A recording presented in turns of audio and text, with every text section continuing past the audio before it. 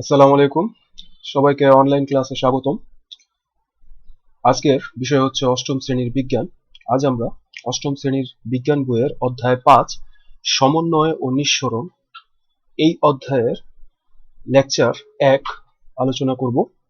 আমি S M Mamun. তো আলোচনার শুরুতেই আমরা প্রথমে জেনে নিই যে আজকের পাঠের বিষয়বস্তুগুলো কি কি। তো আজকে যে সকল বিষয়গুলো আলোচনা করা হবে সেগুলো হচ্ছে: ১. উদ্ভিদের সমন্বয়, ২. স্নায়ুকোষ এবং ৩. মস্তিষ্ক। তো প্রথমেই আমরা চলে যাই যে উদ্ভিদে সমন্বয় এই বিষয়টি কি। সমন্বয় মানে হচ্ছে কোঅর্ডিনেশন। সমন্বয় কথাটিকে আমরা খুব সহজে যদি বোঝাতে চাই তাহলে আমরা বলতে পারি যে বিভিন্ন কাজের একটি মিল, একসাথে অনেকগুলো কাজ সংগঠিত হচ্ছে, কিন্তু কোনো কাজের মধ্যে অন্য আরেকটি কাজ বাধা সৃষ্টি করছে না, এ ধরনের প্রক্রিয়াকে আমরা বলি সমন্বয়। তো উদ্ভিদের যে সমন্বয়, উদ্ভিদের ভিতরে বিভিন্ন ধরনের কার্যাবলী সংগঠিত হয়। যেমন উদাহরণ হিসাবে আমি কতগুলো ছবি দেখাচ্ছি তোমাদের। ছবিগুলো দেখলেই তোমরা বুঝতে পারবে যে উদ্ভিদের দেহের মধ্যে যে বিভিন্ন ধরনের শারীরবৃত্তীয় কাজগুলো সংগঠিত হয়। তো স্ক্রিনে আমি যে প্রথম ছবিটি দেখাচ্ছি, এখানে দেখা যাচ্ছে যে একটি বীজ হতে চারা গাছ বের হচ্ছে। তো এই প্রক্রিয়াটির নাম কিন্তু আমরা জানি। এই প্রক্রিয়াটির নাম হচ্ছে অঙ্কুরোদ্গম প্রক্রিয়া।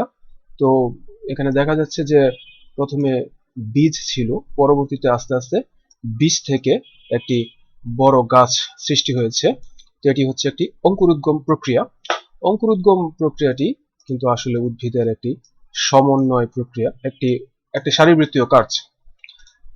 এরপরে আমরা চলে যাই আমাদের পরবর্তী উদ্ভিদের শারীরবৃত্তীয় কাজে। তো এখানে দেখা যাচ্ছে যে একটি ফুল, ফুল আস্তে আস্তে প্রস্ফুটিত হচ্ছে, ফুল আস্তে আস্তে বড় হচ্ছে, ফুল ফুটছে আর কি, সোজা কথা। তো এই যে ফুল ফুটার যে প্রক্রিয়াটি, আমরা জানি যে পরবর্তীতে ফুল থেকে ফল উৎপন্ন হয়। প্রথমে কলি ছিল, কলি থেকে আস্তে আস্তে আমরা দেখতে পাচ্ছি যে ফুলটি ফুটে উঠেছে। এটিও কিন্তু উদ্ভিদের দেহের একটি শারীরবৃত্তীয় প্রক্রিয়া। তারপরে আমরা আরেকটি শারীরবৃত্তীয় প্রক্রিয়া দেখি। এখানে আমি দেখাচ্ছি যে ফল সৃষ্টির যে প্রক্রিয়াটি। এখানে বাম পাশে দেখা যাচ্ছে যে একটি ফুল, পরবর্তীতে এই ফুল থেকে ফল তৈরি হয়েছে, ফল তৈরির প্রক্রিয়া শুরু হয়েছে। তারপরে আমরা দেখতে পাচ্ছি যে কাঁচা অবস্থায় আছে ফলটি, পরবর্তীতে এই ফলটি পাকা ফলে পরিণত হয়েছে। তো এটিও কিন্তু উদ্ভিদের দেহের একটি শারীরবৃত্তীয় প্রক্রিয়া। এছাড়া সবশেষ আমি আরেকটি চিত্র দেখাচ্ছি। এখানে দেখা যাচ্ছে যে একটি সবুজ পাতা সমৃদ্ধ একটি গাছ, কিন্তু গাছ তো আর সবসময় একই অবস্থায় থাকে না। বীজ থেকে গাছ সৃষ্টি হয়, তার পরবর্তীতে গাছে ফল হয়, ফুল হয়, এবং সবশেষ কিন্তু এই গাছটি মারা যায়। তো সে গাছ যখন বার্ধক্যে পরিণত হয় তখন কিন্তু গাছের আর ওই পাতা থাকে না, গাছ কিন্তু শুকিয়ে যায়।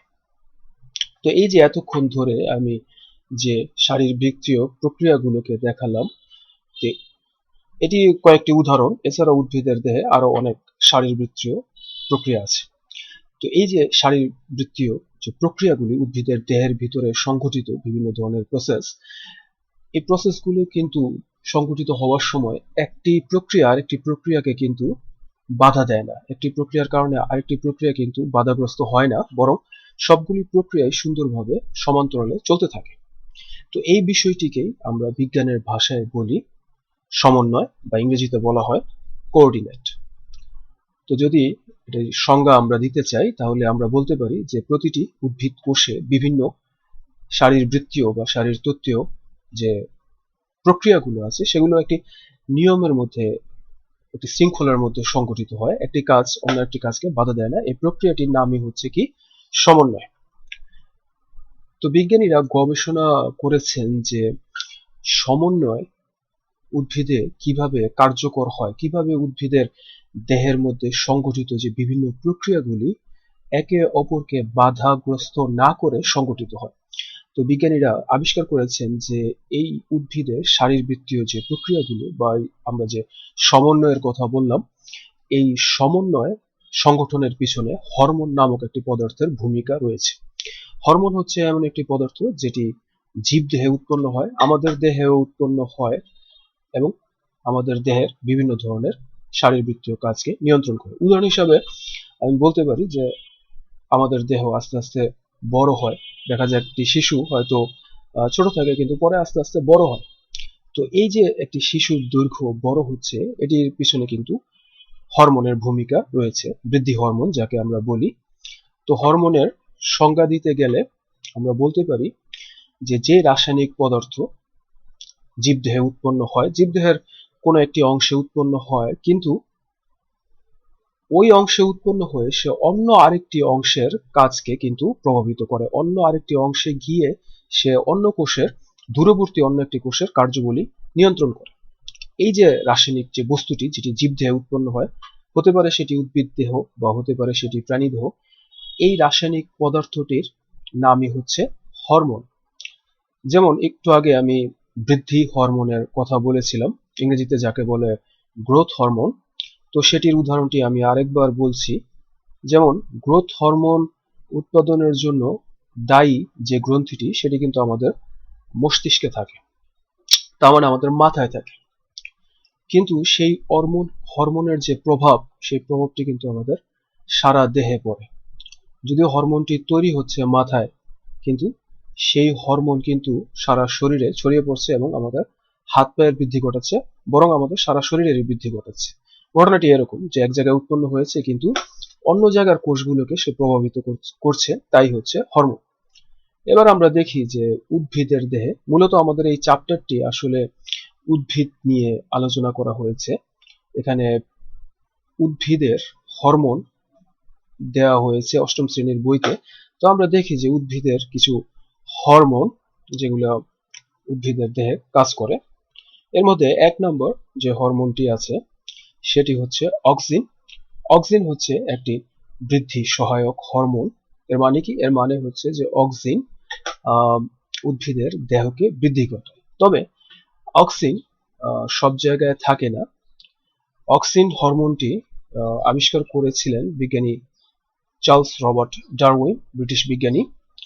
তো উনি খেয়াল করেছেন যে একটি উদ্ভিদের যে ভ্রূণমুকুল মানে একদম উদ্ভিদের মাথার যে অংশটি, ভ্রূণের যে উপরের অংশটি, সেখানে এই হরমোনটি থাকে অক্সিন।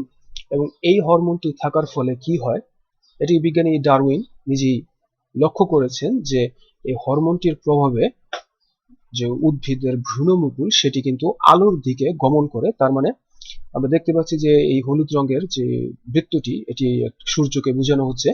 তো হলুদ রঙের বৃত্তটি যতই ডান দিকে সরে যাচ্ছে সেই অনুযায়ী কিন্তু এই ভ্রূণমুকুলের বৃদ্ধিও ঘটছে। তার মানে ভ্রূণমুকুল কিন্তু বাঁকা হয়ে সে বৃদ্ধি লাভ করছে। তো এটি কিন্তু আসলে অক্সিন হরমোনের একটি কার্যপ্রণালী। তো অক্সিন হরমোনের প্রভাবে আমরা দেখতে পাই যে গাছ আলোর দিকে বৃদ্ধি পায়। তারপর আমরা আরেকটি হরমোনের নাম জানি। এই হরমোনটির নাম হচ্ছে জিবেরেলিন। তো জিবেরেলিন আরেকটি বৃদ্ধি সহায়ক হরমোন। জিবেরেলিন কোথায় কোথায় কাজ করে এটি আমি একটু চিত্র দিয়ে বোঝাচ্ছি। এখানে আমি দেখাচ্ছি 1 নং চিত্রে একটি চারা গাছ, তারপর 2 নং চিত্রে একটি বীজপত্র। আমরা কিন্তু অঙ্কুরোদ্গমের সময় বীজপত্র জিনিসটি সম্পর্কে জেনেছি। এখানে আমি দেখতে পাচ্ছি যে কিছু পাতা বের হয়ে আসছে, আর এখানে একটি গাছ, চারা গাছ বের হয়ে আসছে। আর এই অংশটি কিন্তু আসলে বীজের একটি অংশ, বীজের অংশটি হচ্ছে বীজপত্র। যাই, তো এই চারা গাছ, বীজপত্র, আর আরেকটি চিত্র দেখাচ্ছি সেটি হচ্ছে পাতা। পাতার যে অংশগুলো বাড়ে, যে অংশগুলো বৃদ্ধি পায়, যে অংশগুলো হচ্ছে পাতার বর্ধিষ্ণু অংশ, সেই অংশগুলোতে এই জিবরেলিন হরমোনটি কার্যকর হয়। এবং এই জিবরেলিন হরমোনের প্রভাবে গাছ আস্তে আস্তে বড় হতে থাকে। যদি খাটো গাছে কৃত্রিমভাবে জিবরেলিন হরমোন প্রয়োগ করা হয় তাহলে খাটো উদ্ভিদ লম্বা হতে পারে। তারপর আরো কয়েকটি হরমোনের নাম আমরা জানি। তোমরা নৈবেতিকের জন্য খেয়াল রাখবে যে আরেকটি বৃদ্ধি সহায়ক হরমোন হচ্ছে সাইটোকাইনিন। এ পর্যন্ত আমরা 3টি বৃদ্ধি সহায়ক হরমোনের নাম জানতে পারলাম। একটি হচ্ছে অক্সিন, একটি হচ্ছে জিবেরেলিন, একটি হচ্ছে সাইটোকাইনিন। তো মনে রাখতে হবে যে অ্যাবসাইলিক অ্যাসিড আর ইথিলিন এ দুটি যে হরমোন, এই দুটি হরমোন বৃদ্ধি সহায়ক হরমোনের ঠিক উল্টো কাজ করে।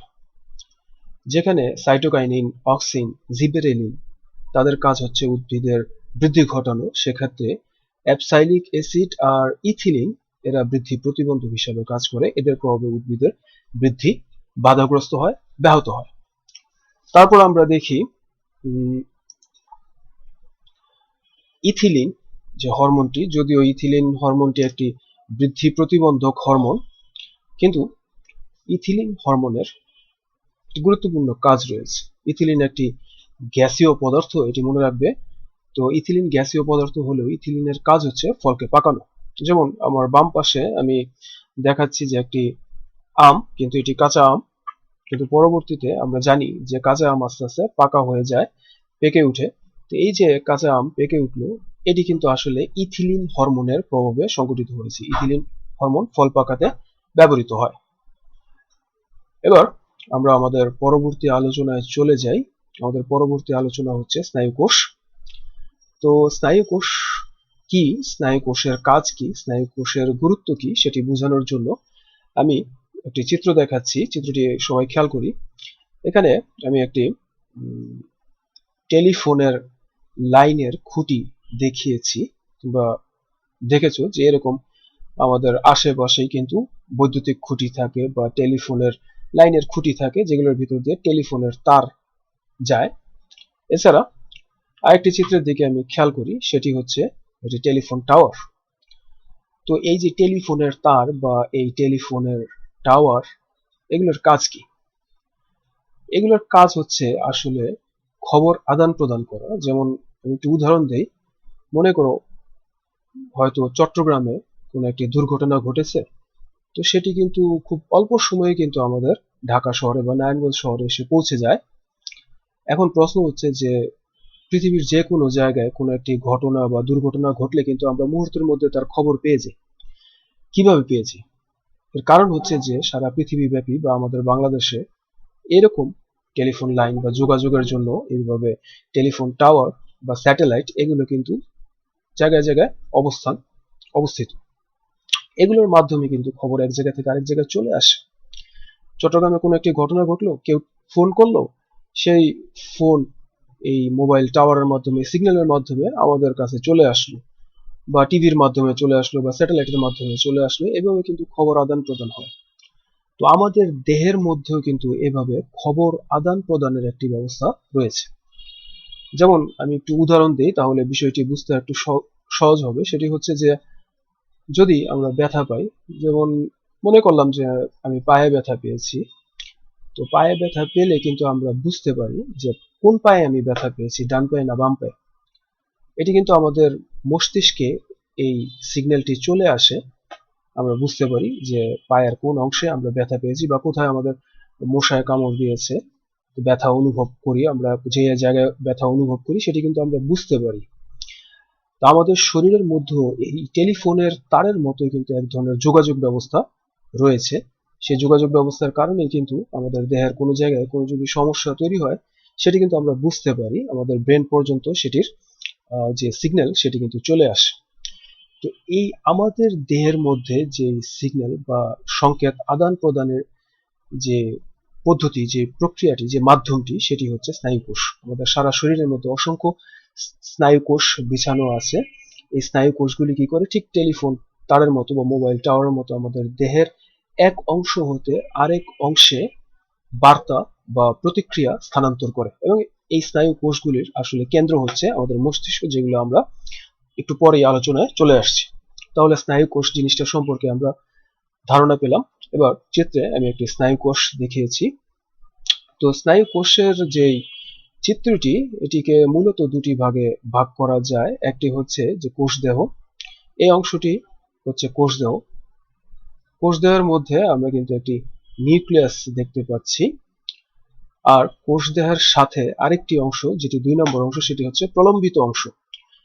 তো প্রলম্বিত অংশকে আবার দুটি অংশে ভাগ করা হয়েছে। আমরা দেখতে পাচ্ছি যে কোষদেহ হতে কিছু অংশ এভাবে বের হয়ে গেছে। এই অতিরিক্ত অংশগুলো হচ্ছে ডেনড্রাইট, এগুলোকে বলে ডেনড্রাইট। এবং কোষদেহের যে পর্দাটি, সেই পর্দাটি প্লাজমা মেমব্রেন। কোষদেহের মধ্যে একটি নিউক্লিয়াস রয়েছে। এছাড়া আমরা দেখতে পাচ্ছি যে নিচের দিকে একটি লম্বা সুতার মতো অংশ বের হয়ে গেছে, যেই সুতার মতো অংশটিকে বলা হয় এক্সন। এটি আসলে কোষদেহের একটি প্রলম্বিত অংশ। এক্সনের মধ্যে আমরা দেখতে পাচ্ছি যে কতগুলো ভাগ করা অংশ আছে। যেমন এই জায়গাগুলোর মধ্যে, এই লাল দাগ দেওয়া যে অংশগুলোর মধ্যে আমরা দেখতে পাচ্ছি এক্সনটি একটু ভিতরের দিকে ঢুকে গেছে। তো এই অংশটির নাম হচ্ছে র্যানভিয়ারের পর্ব। তোমরা নিউরন সম্পর্কে উপরের ক্লাসে আরো বিস্তারিত জানতে পারবে। র্যানভিয়ারের পর্ব এবং ভিতরে আরেকটি সুতার মতো অংশ দেখা যাচ্ছে, যেটির নাম হচ্ছে মাইলিন সিথ। তো যা হোক, এটি হচ্ছে একটি স্নায়ুকোষ, একটি আদর্শ স্নায়ুকোষের চিত্র। মনে রাখবে যে স্নায়ুকোষগুলি আসলে দেখতে সবগুলো একরকম হয় না। এক একটি স্নায়ুকোষ দেখতে এক এক রকম হয়। কোনো কোনো স্নায়ুকোষে হয়তো এক্সন এত লম্বা হয় না, কোনো কোনো স্নায়ুকোষে এক্সন থাকেই না। কোষদেহটি একটি স্নায়ুকোষ। এইভাবে বিভিন্ন ধরনের স্নায়ুকোষ আমাদের সারা দেহে ছড়িয়ে আছে এবং আমাদের দেহের এক জায়গা থেকে আরেক জায়গায় সিগন্যাল স্থানান্তর করছে, এবং এই স্নায়ুকোষগুলোর কেন্দ্র হচ্ছে আমাদের মস্তিষ্ক। তো এরপর আমরা চলে যাই আমাদের স্নায়ুতন্ত্র সম্পর্কিত আলোচনায়। এই যে স্নায়ু কোষগুলো, একটু আগেই বলেছি যে স্নায়ু কোষগুলোর কেন্দ্র হচ্ছে মস্তিষ্ক। তো খেয়াল রাখবে যে স্নায়ু কোষগুলো আমাদের সারা শরীরে যে স্নায়ু কোষগুলো ছড়িয়ে ছিটিয়ে আছে, এই স্নায়ু কোষগুলো কিন্তু আমাদের দেহের যে মেরুদণ্ড, আমাদের পিঠে যে মেরুদণ্ডটি রয়েছে সেই মেরুদণ্ডের সাথে সংযুক্ত। আর মেরুদণ্ড আমাদের মস্তিষ্কের সাথে সংযুক্ত। এভাবে স্নায়ু কোষ হয়ে মেরুদণ্ড হয়ে, মেরুদণ্ডের ভিতরে যে স্নায়ুতন্ত্রের অংশটি থাকে সেটির নাম হচ্ছে মেরুরজ্জু। মেরুরজ্জুর মাধ্যমে এই সমগ্র সিস্টেমটি আমাদের মস্তিষ্কের সাথে সংযুক্ত। এখানে মস্তিষ্ককে বলা হয় স্নায়ুতন্ত্রের কেন্দ্র। এই মস্তিষ্ক, মেরুরজ্জু এবং স্নায়ু কোষ, এগুলো স্নায়ুতন্ত্র, স্নায়ু, এগুলো নিয়ে যে পুরো যে সিস্টেমটি গঠিত হয়েছে তার নাম হচ্ছে স্নায়ুতন্ত্র। তো আমরা দেখি স্নায়ুতন্ত্রের মোটামুটি তিনটি অংশ রয়েছে। একটি অংশ হচ্ছে কেন্দ্রীয় অংশ, তারপর 2 নম্বর অংশটি হচ্ছে প্রান্তীয় অংশ, এবং 3 নম্বর অংশটি হচ্ছে স্বয়ংক্রিয় অংশ। এখানে লেখাটি একটু ভুল হয়েছে। 1 হবে কেন্দ্রীয় অংশ, 2 হবে প্রান্তীয় অংশ এবং 3 হবে স্বয়ংক্রিয় অংশ। কেন্দ্রীয় অংশ বা কেন্দ্রীয় যে স্নায়ুতন্ত্র, এটি আবার দুটি অংশে বিভক্ত। একটি হচ্ছে মস্তিষ্ক। মস্তিষ্ক হচ্ছে ব্রেন, যেটি আমাদের মাথায় অবস্থিত। এবং 2 নম্বর হচ্ছে মেরুরজ্জু। মেরুরজ্জু হচ্ছে আমাদের মেরুদণ্ডের ভিতরে অবস্থিত। এখানে আমি একটি মেরুদণ্ডের চিত্র দেখিয়েছি। মেরুদণ্ডের ভিতর দিয়ে একটি অংশ চলে গেছে, এই অংশটির নাম হচ্ছে মেরুরজ্জু। তো এবার আমরা মস্তিষ্কের উপরে একটু আলোচনায় চলে যাই। এখানে আমি একটি মস্তিষ্কের চিত্র দেখিয়েছি, যেটি আমাদের বইয়েই আছে। তো মস্তিষ্ককে 3টি ভাগে ভাগ করা হয়েছে। একটি হচ্ছে গুরু মস্তিষ্ক, আরেকটি হচ্ছে মধ্য মস্তিষ্ক, এবং পিছনের দিকে মস্তিষ্কের যে পিছনের যে অংশটি রয়েছে সেটি হচ্ছে পশ্চাৎ বা লঘু মস্তিষ্ক। তো প্রথমেই আমরা গুরু মস্তিষ্ক সম্পর্কে একটু আলোচনায় যাই। তোমরা চিত্রে দেখতে পাচ্ছ যে গুরু মস্তিষ্ক একটু ঢেউ খেলানো, একটু ভাঁজ ভাঁজ করা থাকে। গুরু মস্তিষ্কে সেরেব্রাম বলা হয়। এই সেরিব্রাম যে অংশটি রয়েছে, এই অংশটি আসলে ডান এবং বাম দুটি গোলার্ধে বিভক্ত, এবং দুটি সেরিব্রাম, এই যে মাঝখানে যে অংশটি দেখা যাচ্ছে, যেটি আমি একটু মার্ক করতে যাচ্ছি, এই মাঝখানের অংশটি, এই অংশটি, এই অংশটি হচ্ছে কর্পাস ক্যালোসাম। যদিও এই অংশটি বইয়ে দেয়া নেই, তবু আমি বললাম কর্পাস ক্যালোসাম। এই অংশটি দ্বারা এই গুরু মস্তিষ্কের যে দুটি খণ্ড, একটি বাম গোলার্ধ, একটি ডান গোলার্ধ, এরা পরস্পর যুক্ত থাকে। তো গুরু মস্তিষ্ক যে বাইরের অংশটি দেখতে ধূসর বর্ণের হবার কারণে সেটিকে গ্রে ম্যাটার বলা হয়। আর কিন্তু গুরু মস্তিষ্কের ভিতরে যদি আমরা দেখি, ভিতরের দিকে, যদিও চিত্রে এটি তো দেখা সম্ভব না, যাই হোক, মস্তিষ্কের ভিতরে যারা বিজ্ঞানী, যারা গবেষক, তারা দেখেছেন যে ভিতরের যে অংশটি সেটি সাদা রঙের, তো সেটিকে বলা হয় হোয়াইট ম্যাটার। তো গুরু মস্তিষ্ক কিন্তু মানুষের মস্তিষ্কের বেশ বড় একটি অংশ দখল করে রয়েছে, এবং সম্পূর্ণ মস্তিষ্ক বা ব্রেন এটি অত্যন্ত একটি সেন্সিটিভ সেন্সিটিভ পার্ট, আমাদের দেহের একটি সংবেদনশীল অংশ। আমাদের সারা দেহের বিভিন্ন ধরনের কার্যক্রমকে মস্তিষ্ক নিয়ন্ত্রণ করে। এ কারণে এই মস্তিষ্কটি আসলে একটি বলের মতো, একটি হাড়ের ভিতরে অবস্থিত, একটি বাক্সের মতো ভিতরে অবস্থিত, সুরক্ষিত জায়গায় অবস্থিত, যাতে সহজে মস্তিষ্কের কোনো ক্ষতি হতে না পারে। এই যে হাড়ের যে আবরণটি, হাড় দিয়ে মস্তিষ্ক যে ঘেরাও করা, এই হাড়টিকে বলা হয় করোটি।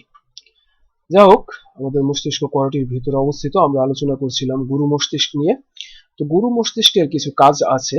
এই গুরু মস্তিষ্কের কাজ হচ্ছে যে আমরা যে কোনো কিছু দেখি বা কোনো কিছু শুনি বা কোনো কিছুর ঘ্রাণ নেই, বা আমরা যে চিন্তা ভাবনা করি, বা আমরা কোনো কিছু যে মনে রাখতে পারি, আমাদের জন্ম তারিখ কবে, আমাদের বাবার নাম কি, মায়ের নাম কি, এই বিষয়গুলো কিন্তু আসলে গুরু মস্তিষ্কের কাজ। গুরু মস্তিষ্ক এই বিষয়গুলোকে নিয়ন্ত্রণ করে।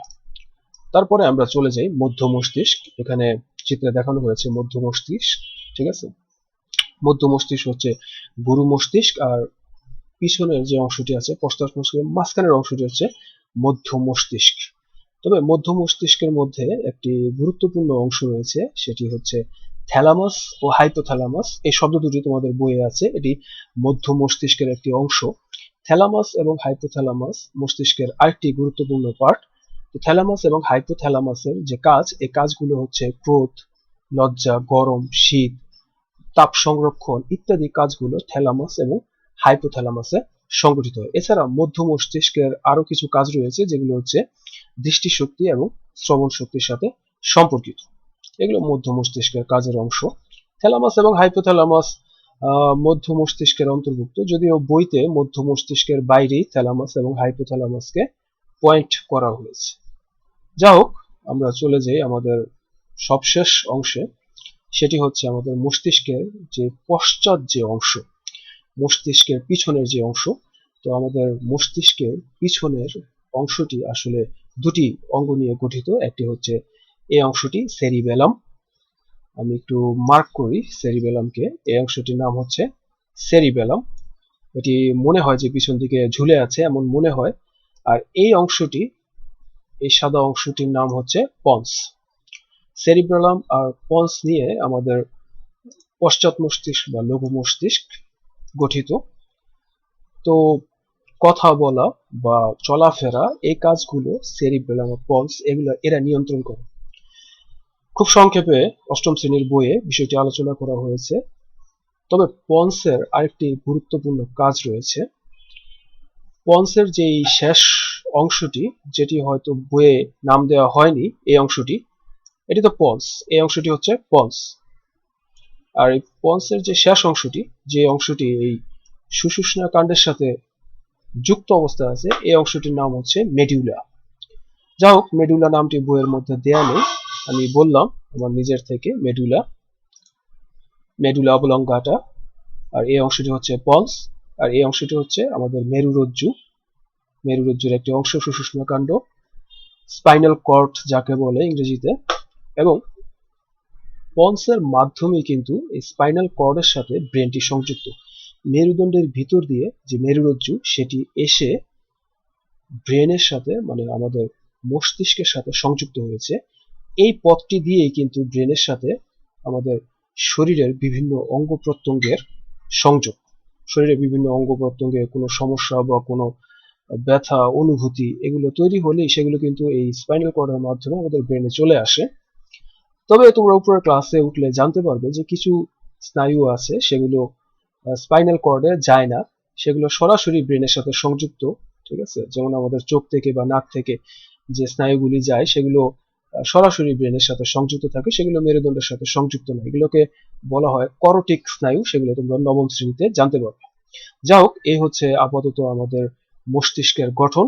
তাহলে মোটামুটি আজকের আলোচনা, আজকের পাঠ এখানেই সমাপ্তি। ক্লাস শেষ করার আগে আমি কিছু হোমওয়ার্ক দিয়ে দিতে চাচ্ছি, যেগুলো তোমরা অবশ্যই বাসায় করবে। এবং আরেকটি বিষয়, সেটি আমি বলি যে তোমরা অবশ্যই চিত্রগুলো একটু সুন্দর করে পেন্সিল দিয়ে আঁকবে, এবং চিত্রগুলোর মধ্যে অবশ্যই এইভাবে দাগ দিয়ে লেবেলিং করবে, নাম দিবে চিত্রের কোন অংশের নাম কি। এবং আরেকটি বিষয়, অনেকের পরীক্ষার খাতায় দেখা যায় যে তারা চিত্রের নিচে এই ক্যাপশনটি লিখে না। চিত্রের নিচে অবশ্যই ক্যাপশন লিখবে, মানে তোমার চিত্রটি এটি কিসের চিত্র সেটি অবশ্যই নিচে লিখবে। যেমন যদি স্নায়ু কোষের চিত্র আসে তাহলে নিচে লিখবে যে স্নায়ু কোষ, যদি মস্তিষ্কের চিত্র আসে তাহলে নিচে লিখবে যে মস্তিষ্কের গঠন, এই কথাটি কিন্তু লিখবে। এবং অবশ্যই এই দাগ দিয়ে এগুলো কিন্তু মার্ক করবে, এগুলো কিন্তু মার্ক করবে, কারণ এগুলো অনেকে মার্ক করে না, মার্ক না করার কারণে কিন্তু তাদের নম্বর কমে যায়। যা হোক, তো আমাদের আলোচনা প্রায় শেষ। তার আগে আমি একটু হোমওয়ার্ক দিয়ে দিতে চাচ্ছি। তো আজকে বাড়ির কাজ হচ্ছে, তোমরা খাতায় লিখবে যে হরমোন কি, তারপর 2 নম্বর হচ্ছে অক্সিন এবং জিবেরেলিন কি, 3 নম্বর স্নায়ু কোষের চিত্র সহ বর্ণনা দাও। অবশ্যই চিত্রটি সুন্দর করে আঁকবে, লেবেল করবে, দাগ দিবে, দাগের নাম লিখবে এবং নিচে লিখবে চিত্র স্নায়ু কোষ বা নিউরন, এটি চিত্র সহ বর্ণনা লিখবে। 4 হচ্ছে মস্তিষ্কের বিভিন্ন অংশের বর্ণনা দাও। তাহলে আজকের ক্লাসে এ পর্যন্তই। সবাইকে ধন্যবাদ।